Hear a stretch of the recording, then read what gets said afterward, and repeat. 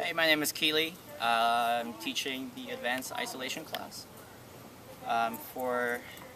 So a most common way to drive a isolation is purely using your arm, and that could lead to shoulder injuries and elbow injuries, or wrists for that matter.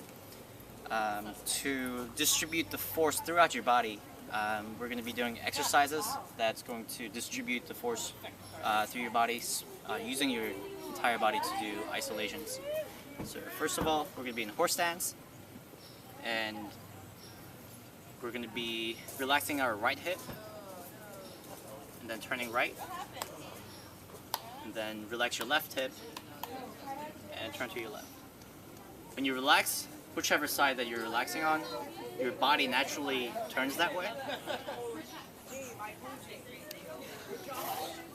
So with the arm movement, the first exercise is going to be, you're going to be locking your elbow and your wrist, and you're going to be purely moving using your shoulders. And you sort of want to pull your body using your waist.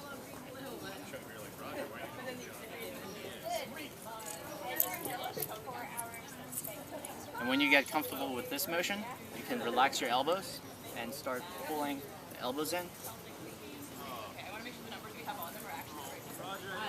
And try to keep a minimal amount of motion from your wrist. A lot of people would try to compensate the isolation using their wrist, but that would also lead into wrist injuries. So don't use your wrist. Same thing for forwards. We're going to be using only our shoulders, driving it from our hip. After you get comfortable with this, we're going to be relaxing our elbow and pulling it back.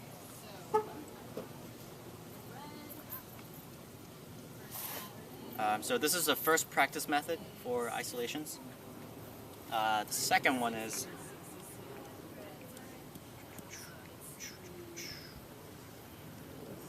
using a move called Lockout.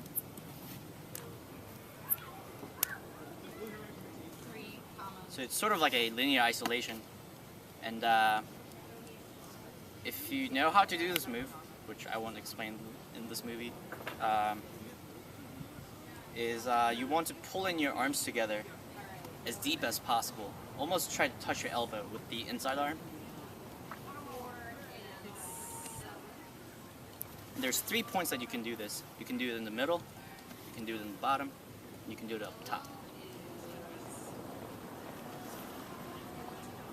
And this goes really well with extensions, and you can pull for isolation, pull back out.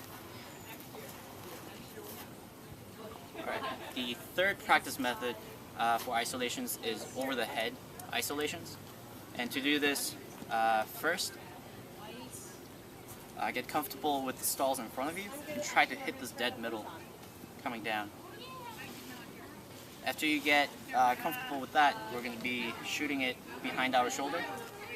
You want to be spinning reverse and bring it up top. You want to be aiming for about quarter up your spine.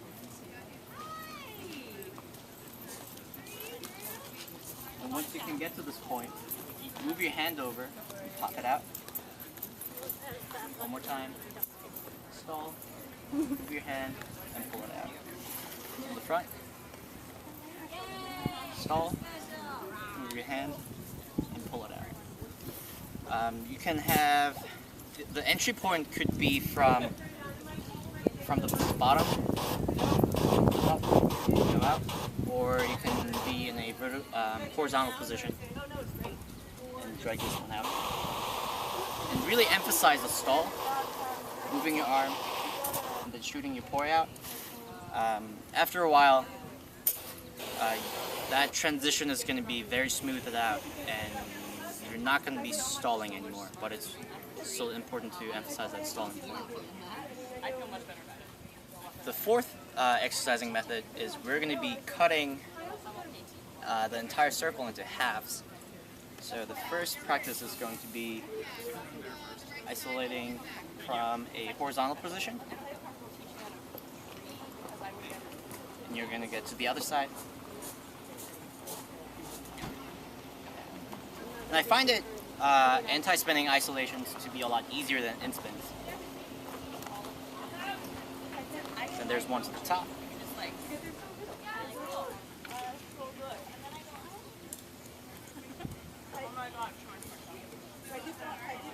And there's one through the middle.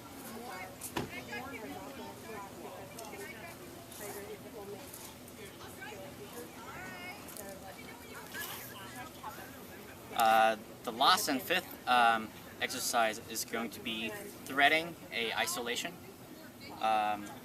which I mean, so you have two poi going, and there's the front plane and the back plane, and you're going to be pulling the front one to the back side. So it's sort of like thread the needle.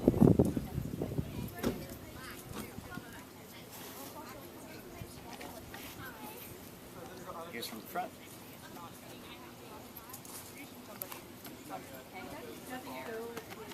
And the entry point is whenever the poi is in the horizontal position, that's when you start the transition.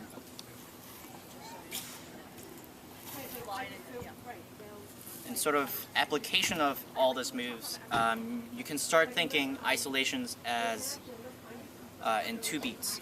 So you get 2 positions for each direction of spinning. So if we start with forward, it's going to be over the hand and to the inside, over, inside, over, inside. There's one underhanded.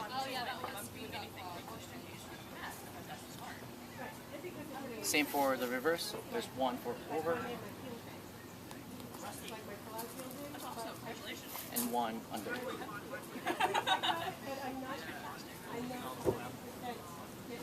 And you can sort of mix and match different types of these 2 beats together. One of my favorite one is you're staying on your native side the entire time.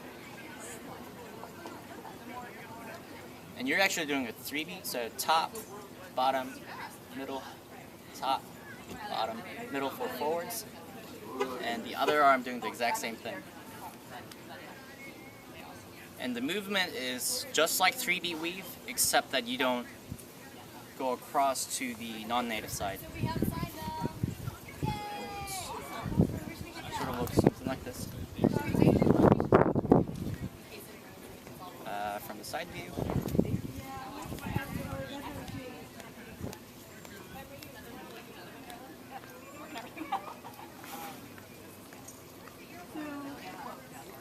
And you can mix different timing and directions together.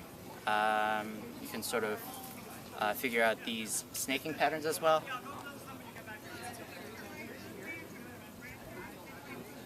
So just go and discover all those different type of isolations that you can do.